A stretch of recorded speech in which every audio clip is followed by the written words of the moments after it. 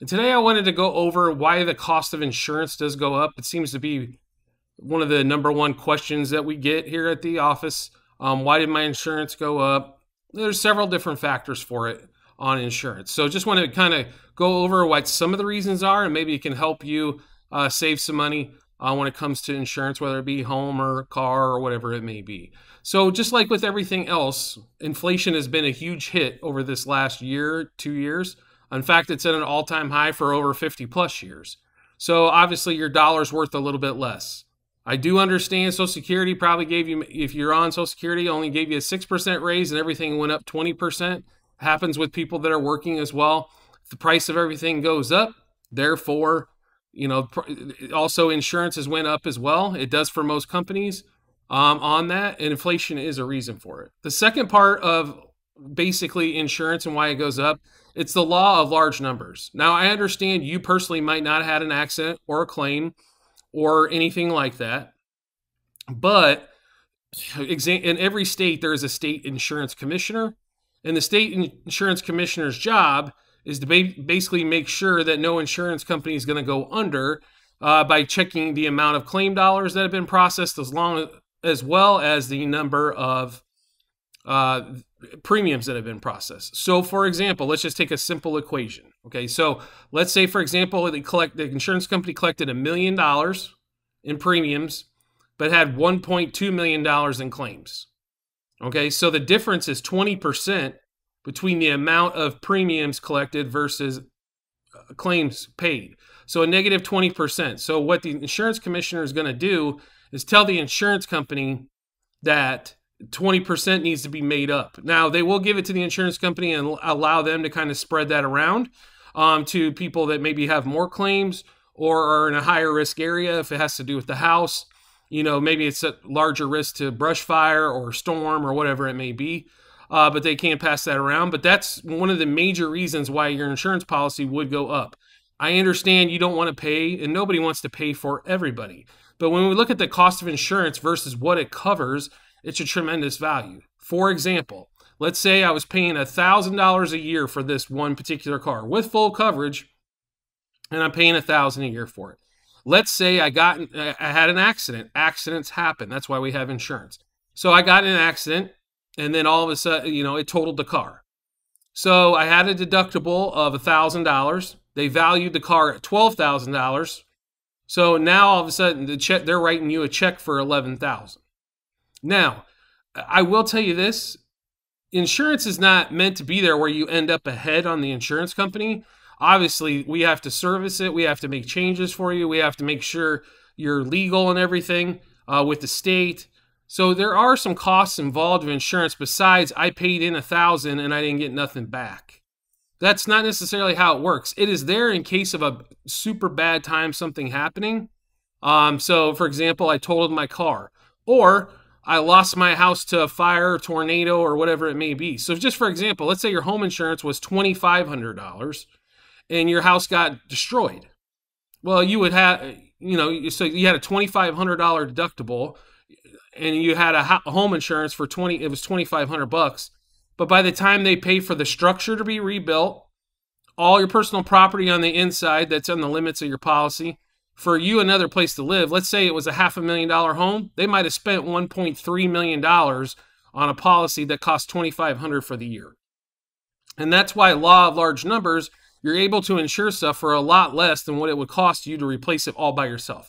Let's imagine if there was no insurance. So you go out, you get hit by somebody else, and you're just up a creek for your car. Now all of a sudden you have to pay for your car. You also have to pay for your injuries. And so does the other driver. Even if, let's say it was your fault and somebody you hit, they have to take care of themselves now.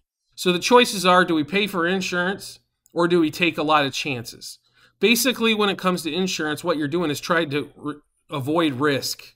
So if I go out and God forbid, total this car, that I'm going to only owe this much money rather than I could owe a lot more than that.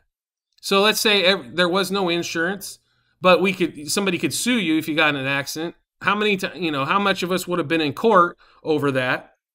And everybody's always scared of court. Nobody enjoys going. Nobody loves it. But insurance kind of helps with that. That way it doesn't affect our daily lives so much. So just something to keep in mind on that. I mean, the major reasons are the insurance commissioner, inflation. Also, there's other things on your policy that can cause it to go up. Maybe if you take electronic signature and paperless policy where everything's emailed to you, and I understand a lot of people like to print out the paper, but if it really boils down to $100 to $200 a year in order to go paperless, do we have a printer at home where we can print that off? Because it's not just the postage of these companies having to send stuff out to you. It's also the printing with all the logos and everything on there, with having to put the address and like name of your agent and phone number and everything like that. It has a lot to do with it as well. So just a reminder, paperless policy typically can save you quite a bit of money, and paperless billing where everything gets emailed to you. And I'll be really honest, with the way the mail's been working here as of late, you got a lot better shot at actually getting everything to it. I understand, like I said, I understand a lot of people like paper. I'd highly recommend a printer and do the paperless policy. That $100 to $200 could be a year or two of insurance savings can pay for the printer, even a nice printer. Or we could also, I mean, if you don't want to buy the printer, can you stop by a FedEx store or UPS store? You can also print to there. Or maybe you got a printer at work or a friend's house where you can actually take it off your smartphone, send it to the printer, as most of them are wireless via Bluetooth or Wi-Fi anyway, and you can print it off there.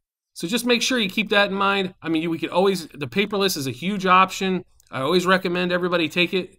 I mean, there are going to be some instances maybe where you can't. Well, I don't have internet. Well, a lot of these phones, for example, don't need a Wi-Fi connection. They only need like 3G, 4G, 5G, or whatever it may be. You can still get the email on your phone and still look at it. You can still see it as you can spread open the file to take a look at everything in there. I understand sometimes it's easier to look on paper or maybe a computer screen rather than a phone, but that is an option for you as well.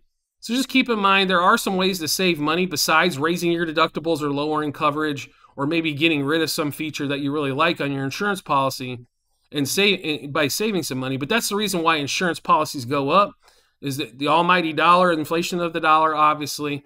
The insurance commissioner has made a judgment, which they do yearly, on how much more they need to collect, if they need to collect more. And then also, making sure you take advantage of all the discounts. So, for example, the paperless policy, paperless billing. Another one is going to be making sure we bundle almost every policy we can. So, for example, if you have a house and a car, but you also have an ATV that you're getting insured somewhere else, do you know that ATV could actually help save you insurance on your auto and home? Or a motorcycle or a golf cart or any of those factors can also save you money by bundling all those policies together. So we want to make sure we can get you the best bang for the buck as always. So making sure we take advantage of the full discounts that we can. And then also, maybe looking at different options. I understand we might have had a $500 deductible for 40 years, but now we've got a 2021 or 22 car. It's costing a little bit more money. You haven't had an accident in 10 years. Can we raise the collision deductible to $1,000 instead of $500? We don't want to feel like we don't want you to feel like you're getting overcharged. We want you to feel like you're getting a good value for your money. And that's the reason why we want to give you options in order to make sure that insurance fits in your budget. So I wanted to thank you for joining me on this episode of Doing Insurance Right. As always, if you could rate, review, or subscribe to whatever great platform you're listening to us on, whether it be Apple, Spotify, Google, and all the other great ones out there, I greatly appreciate it. And I look forward to seeing you on the next episode.